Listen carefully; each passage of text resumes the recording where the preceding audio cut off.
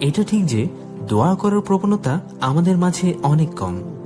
জীবনের অনেক জটিল কঠিন সময়গুলোতেও আমরা আল্লাহর কাছে কেঁদে কুটে ফরিয়াদ করতে পারি না।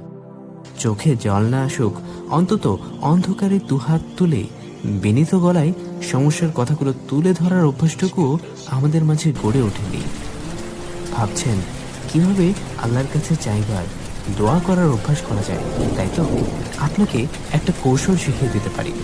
আজ থেকে জীবনের ছোট ছোট অভিযোগ, অনুযোগ, আনন্দ, বেদনা, সুখ, দুঃখ, প্রাপ্তি, অপ্রাপ্তি সবকিছু আল্লাহকে বলতে শুরু করুন।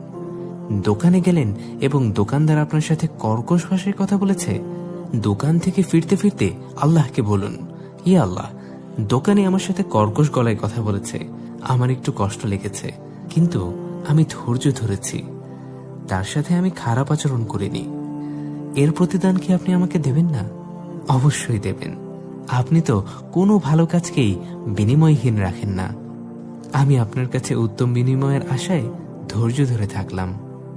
বাসে হেল্পার আপনার সাথে অহেতুক বাকবিতণ্ডায় জড়াতে চেয়েছে, শান্ত হয়ে সিটে বসুন এবং মনে মনে বলুন, হে আমার রব, আপনি তো জানেন আমার কোনো দোষ ছিল না এই ঘটনায়, তাও এ লোক আমাকে দোষী বানাতে চাইল এবং আমার সাথে তর্ক জুড়ে দিল।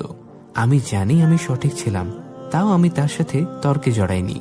এটা ভেবে যে আমাদের নবীজি সাল্লাল্লাহু আলাইহি সাল্লাম বলেছেন, সঠিক হওয়ার পরও যে ব্যক্তি তর্ক না করে চুপ থাকে, জান্নাতে আল্লাহ তার জন্য একটি ঘর তৈরি করে দেবেন।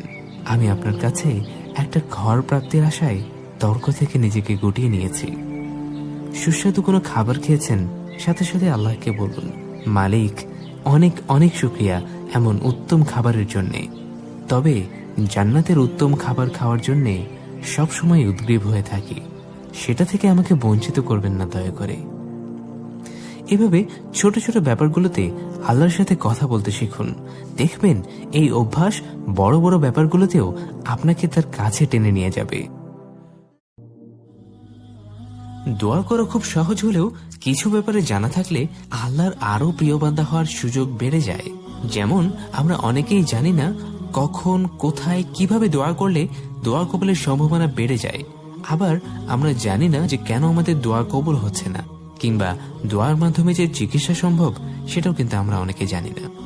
এই বিষয়গুলো সম্পর্কে বিস্তারিত আলোচনা এসেছে মাকতাবাতুল বায়ান প্রকাশিত শেখ সাঈদ ইবনে আলী আল কাহতানীর বিখ্যাত গ্রন্থ বান্দার ডাকে আল্লাহর সারা বইটিতে।